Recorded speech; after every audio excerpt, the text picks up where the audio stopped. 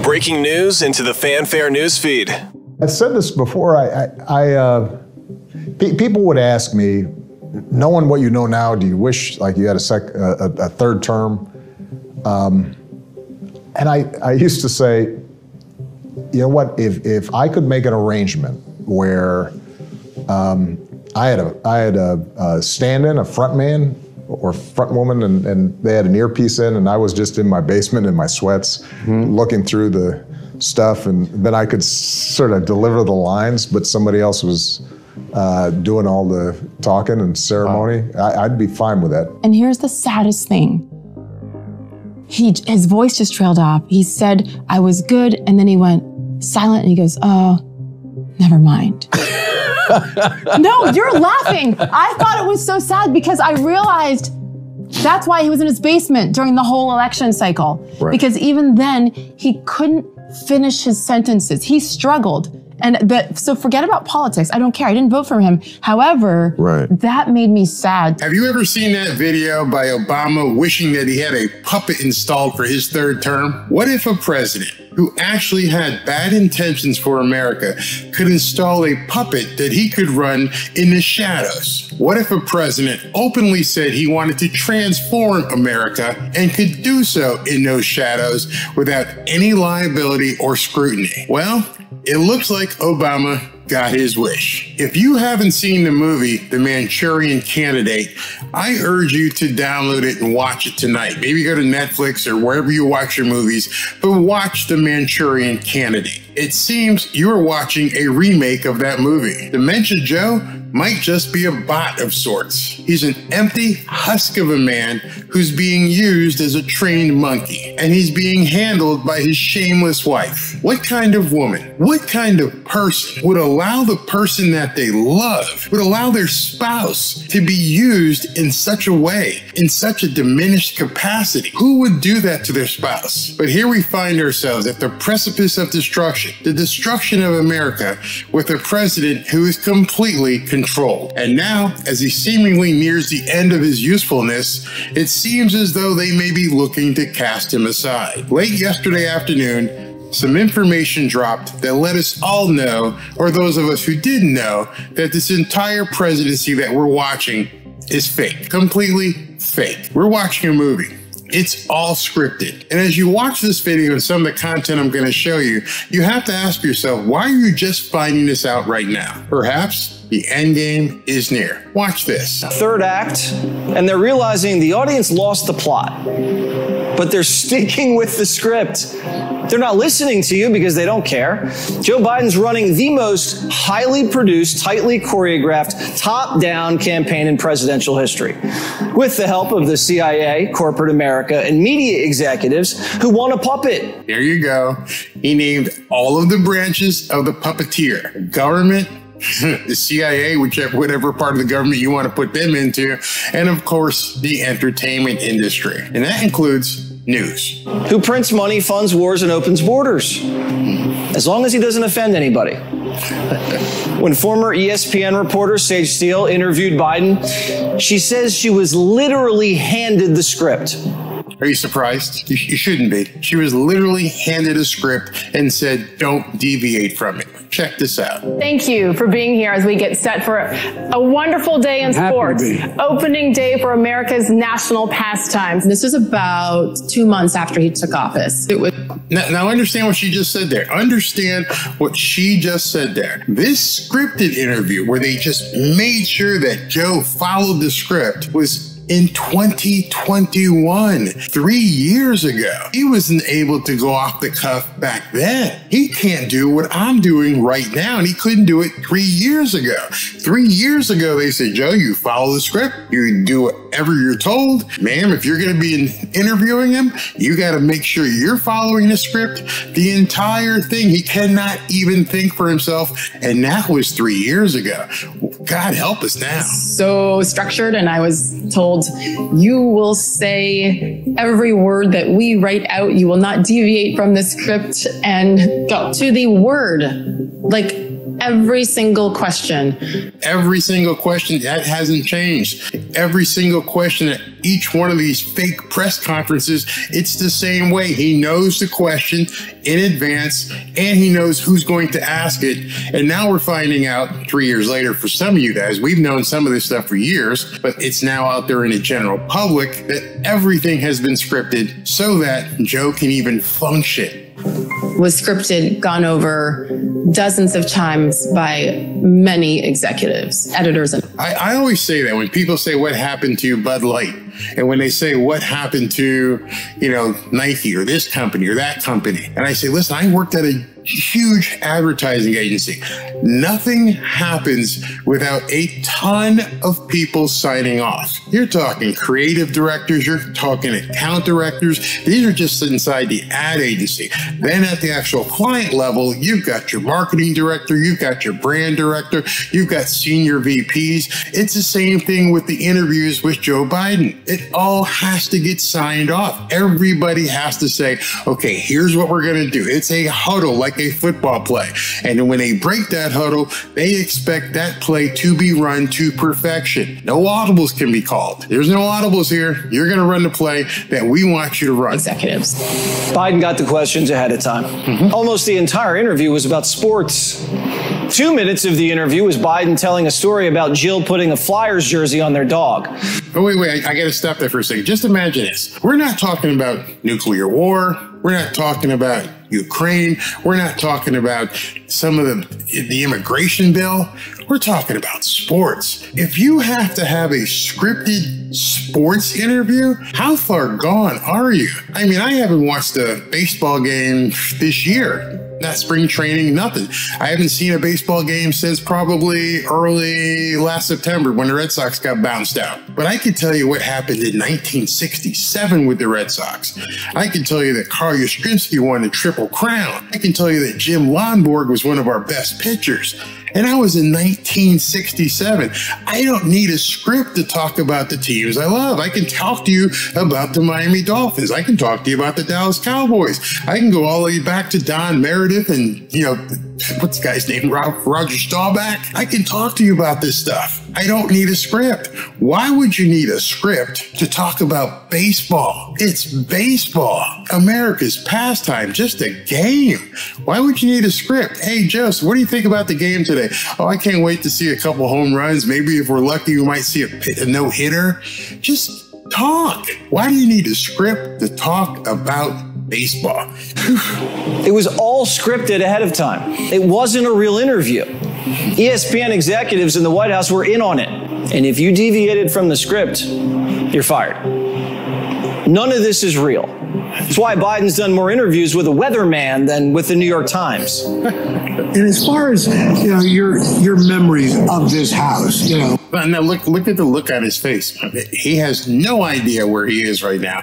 And then what he says right here tells you he has no idea what the hell he's talking about. I mean, we're assuming, I don't know what the future holds, but what are your favorite memories about this place? Our kids jumping in bed with us, our grandkids when they're down here, just sneaking up and jumping in bed with us. That's my favorite memory here. They love it. They love wandering through the halls. There's 2 floors upstairs, a lot of bedrooms, there's private residence, and they just love coming down. Our kids jumping in bed with us? Biden's youngest kid's 42. His grandkids? Well, Biden's grandkids are 30, 23, 23, 19, and 18. And Hunter's got 2 4-year-olds, and only one of them's ever been to the White House. How could you not know that? How could you not know that as a great-grandfather or a grandfather, what your grandkids are doing? This is just insane, man. This guy has completely lost it, and Jill's just sitting there smiling along. Joe Biden needs Al Roker's questions ahead of time. There's your campaign. Deny the polls, ignore the voters, and stick to the script. Deny the polls, ignore the voters, and stick to the script. That's exactly what Joe Biden is doing these days. Sticking to the script. None of it should come as a surprise to anyone who's been following along. It's all been a ruse. It's been a Broadway play of epic proportions. It truly is the tail wagging the dog type of stuff. We've seen it Dementia Joe can't even climb the stairs to Air Force One. But his decline isn't his fault. We're all gonna age. We're all gonna get older. And unfortunately, some of us will eventually become in as bad a shape as Dementia Joe. We just won't be running for president. But again, why is the curtain finally being pulled back now? I mean, partially, because we're not gonna see everybody working behind a curtain. We're only gonna see a few of the people here working behind the curtain. In any event, this might be the reason why they're pulling it back now. Almost in all occasions, Joe Biden is on script. And when he is on script, he is capable of pulling off something 10 times better than when he has to think. State of the Union, script. Speech, script. Most Q&A, script. By the way, have you ever seen the teleprompter that Joe uses?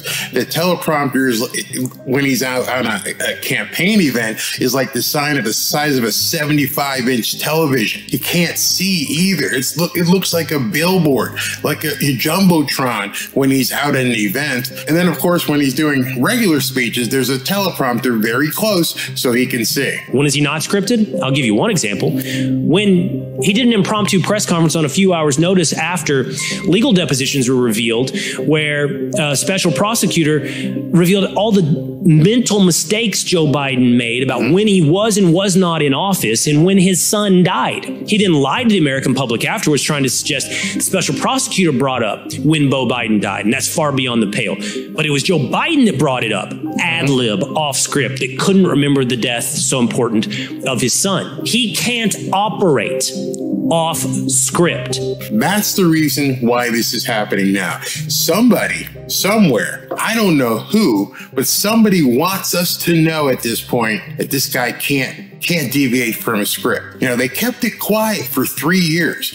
They kept Sage Steele quiet for 3 years. I'm sure we're going to hear other reporters come out and say, yeah, we can't really talk to Joe because, you know, he can't really function in terms of a Q&A. I think we're going to see even more of that. But why right now? Well, I think Will's going to tell you right here. He will not. Can you imagine? What are the odds he actually debates Donald Trump? They have got to be slim to none, minuscule, that he could put himself in a situation that is unscripted and survive a withering retort, rebuttal, cross-examination. That cannot happen. And I would be surprised if the White House were willing to put him in any interview environment. It's not going to happen. I would put money on it. I would bet on it. I'm not really a betting man, except for when I play poker, but I would take a bet. I would go to DraftKings and say, he's not going to debate Donald Trump. Where he was capable of being off script. I want to debate Biden. I've actually put out a call and I said, for the good of the nation, we should debate anytime, any place. Donald Trump's ready to debate you right now. Do you accept? If I were him, I'd want to debate me too. If I were him, I'd want to debate me too. Dude, anybody wants to debate you. I'm pretty sure my grandson, a freshman in high school, would love to debate you. You got no chance at winning a debate. Not a prayer. They know Joe can't debate Donald Trump. We know Joe can't debate Donald Trump. There's no secret there. There's no surprise. In fact, a recent poll said 72% of Americans want to see a debate, but they're not going to let it happen. It's not possible. It's not going to be in the cards. We are not going to see a debate between Joe and Donald Trump. But here's what's going to happen. One, they're going to say, hey, listen, Donald Trump didn't debate Nikki Haley and he didn't debate Ron DeSantis. So, debates aren't necessary. But they're going to leave off the fact that, Donald Trump was crushing Nikki Haley and crushing Ron DeSantis in the polls. So that's a little bit different. But to them, that's going to be one of the reasons they use for Joe not to debate Donald Trump, which leads me to number two. They will begin concocting polls, orchestrating more puppeteering that show polls showing Joe opening a wide lead over Donald Trump. You see, they're going to follow the same playbook as to why Donald Trump didn't debate Nikki Haley and Ron DeSantis. Oh, he had a big lead? Hey, guys, we got to show a big lead. Then we can say the same thing. We're not going to debate this loser. We're not going to debate loser Donald Trump. He's way behind. We can't do that. Then, of course, once those polls are in place, the media will gleefully report that he shouldn't have to debate Donald Trump. Donald Trump's way behind. These debates would be useless. It's over. Forget about it. He's beating the pants off of Donald Trump. There's no reason for a debate. You're going to hear that over and over as soon as they begin to concoct these polls. Harry, what are you talking about? Well, it's already begun. Right on time. This article is from the New York Post. Right on time. It is highlighted here.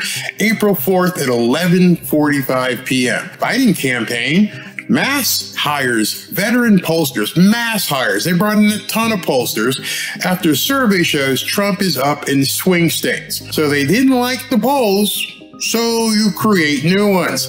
And as the New York Post says right here, if you don't like the answers, change who asks the questions. President Biden's campaign has brought in a bevy of pollsters to assist his re-election effort, according to a report published one day after the Wall Street Journal survey revealed the Democratic incumbent was trailing former President Donald Trump in 6 competitive swing states.